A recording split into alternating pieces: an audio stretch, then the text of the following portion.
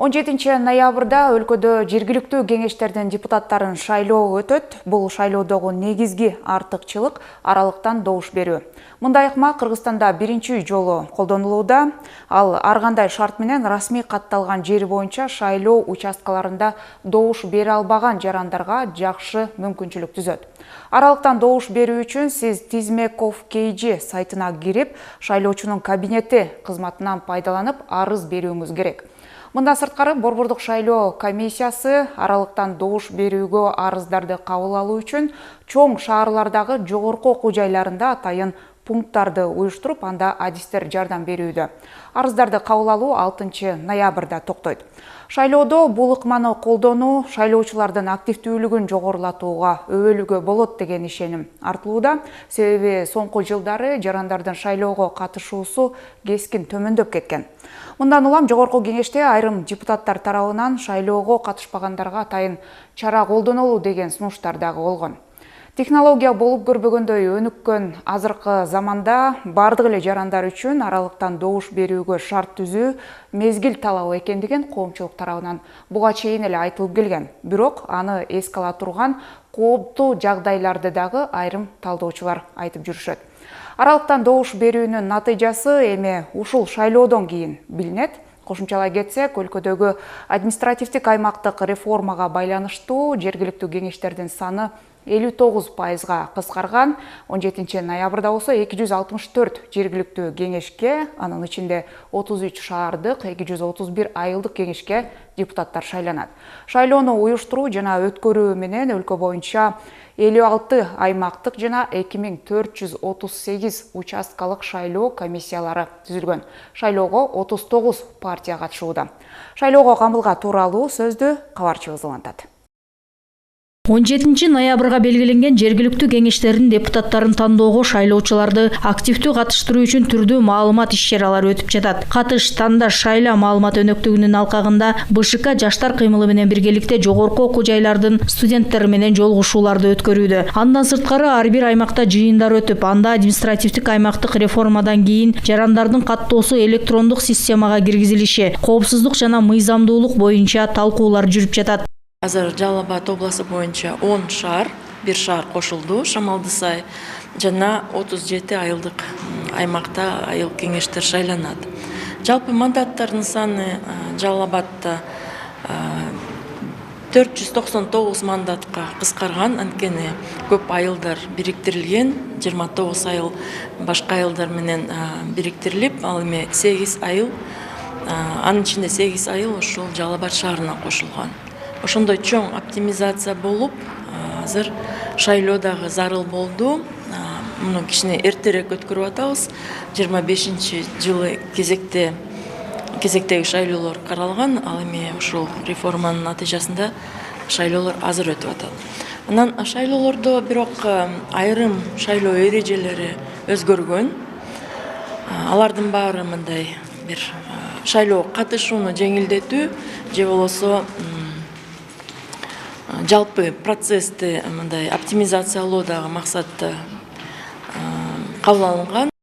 Айтмакчы, быйыл Борбордук шайлоо комиссиясы алгачкы жолу аралыктан добуш берүү ыкмасын киргизген. Шайлоочу өзүнүн туруктуу каттоосу бар жерде добуш берүүгө катыша албаса, анда 6-ноябрга чейин аралыктан добуш берүү үчүн тилкелерге арыз берсе болот. Мисалы, Феруза Илимбаева Суу Самыр өрөөнүнүн тургуну, бирок азыркы тапта Бишкектеги окуу жайлардын биринде студент. Шайлоо күнү айылга барууга шарты жок болгондуктан аралыктан добуш берүү үчүн алдын ала арыз таштады. Заявление таштаганы келдим бул жерге. Оңой эле экен, паспортун алып келип таштап коет экенсиң. 18-ге чыкты, шайлоого катышса болот. Ошо. Сен 18 жашка чыгып атсаң, демек биринчи жолу шайлоого катышып атам. Ушул тапта аралыктан добуш берүү тилкелери өлкөнүн 10 шаарында арыздарды кабыл алып жатат. Аралыктан добуш берүү үчүн сиз добуш берүү тилкелерине арыз таштайсыз. Арыз калтыруу бардык аймактарда 5-ноябрда аяктайт. Арыздарды кабыл алуу тилкелеринин даректери: Бишкек шаары боюнча Ленин району Кыргыз Улуттук университетинин башкы корпусу, Фрунзе көчөсү 547. Хусейн Карасаев атындагы Бишкек мамлекеттик университети, Айтматов проспектиси 27. Октябрь району, райондук мамлекеттик администрациянын имараты, Таберик Балдар музыкалык театрынын залы, Байтик Баатыр көчөсү 17. Ахунбаев атындагы Кыргыз мамлекеттик медициналык академиясы, Ахунбаев көчөсү 92, 1-Май району, Баялинов атындагы балдар жана өспүрүмдөр үчүн китепканасынын имараты, Огонбаев көчөсү 242, Арабаев атындагы Кыргыз мамлекеттик университети, Разаков көчөсү 51, Малдыбаев атындагы опера жана балет театрынын имараты, Абдрахманов көчөсү 167, Туризм академиясы, Чүй проспектиси 99, Калыкты тейлөө борбору, Чокон Валиханов көчөсү 2. Ош шаары боюнча Навай атындагы орто мектебинин имараты, Масалиев көчөсү 37, Ош мамлекеттик университети, Ленин көчөсү 331, Калыкты тейлөө борбору, Касымбеков көчөсү 8Г1.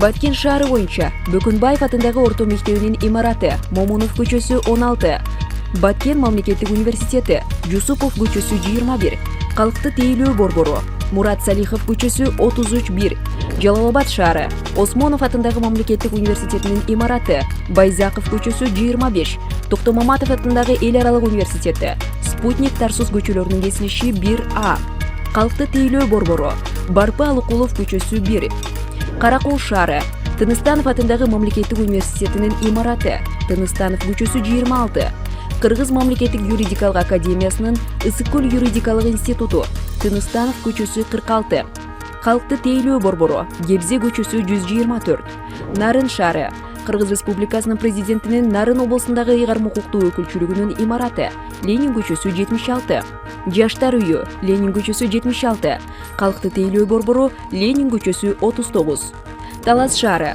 Токтогулов атындагы облустук китепканасынын имараты, Айтматов көчөсү 353, Талас мамлекеттик университети, Нуржанов көчөсү 25А, Калыкты тейлөө борбору, Дзержинский көчөсү 28.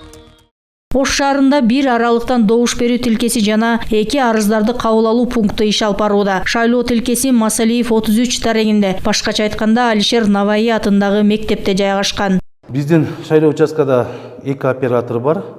Ошолор катташат. Бир операторубуз азыр Ош мамлекеттик университетинин башкы корпусунда турат. Экинчи операторубуз ушул жерде болот. Ушул жерде эртең менен саат 9-дан баштап кечки саат 6-га чейин келип кайрылсаңыздар болот.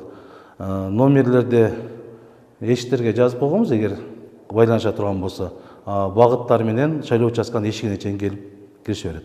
Ал эми Ош мамлекеттик университетинин башкы имаратында жана Калыкты тейлөө борборунда аралыктан добуш берүү үчүн арыздар кабыл алынууда. Башка жакта алыс райондогу студенттер келип бизге катталса болот, жана Масалиев проспектисиндеги Навай мектебине катталса болот.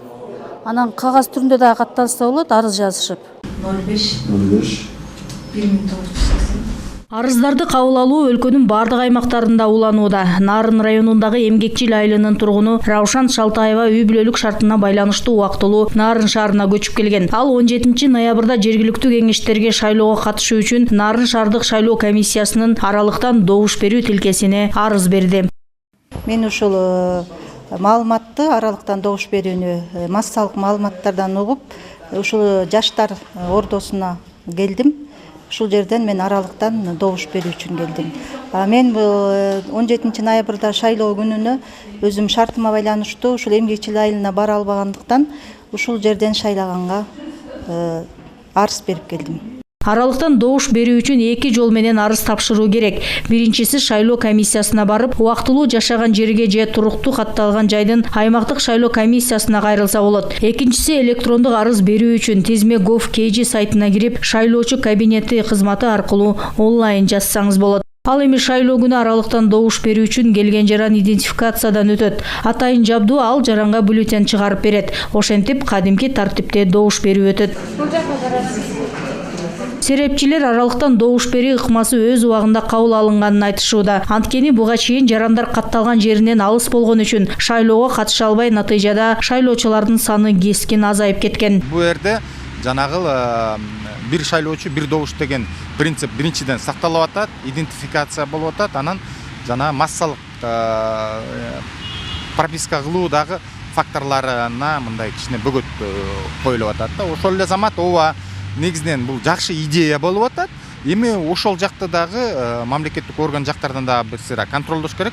Талапкерлер же саясий партиялар ошону өзүнүн кызыкчылыгына колтонуп кетпеп, жанагы добушту сатып алуу мындай процесстер болуп кетпесине мындай бөгөттөр калыш керек. Эми ал боюнча укук коргоо органдары иштейт го деген оюндамын.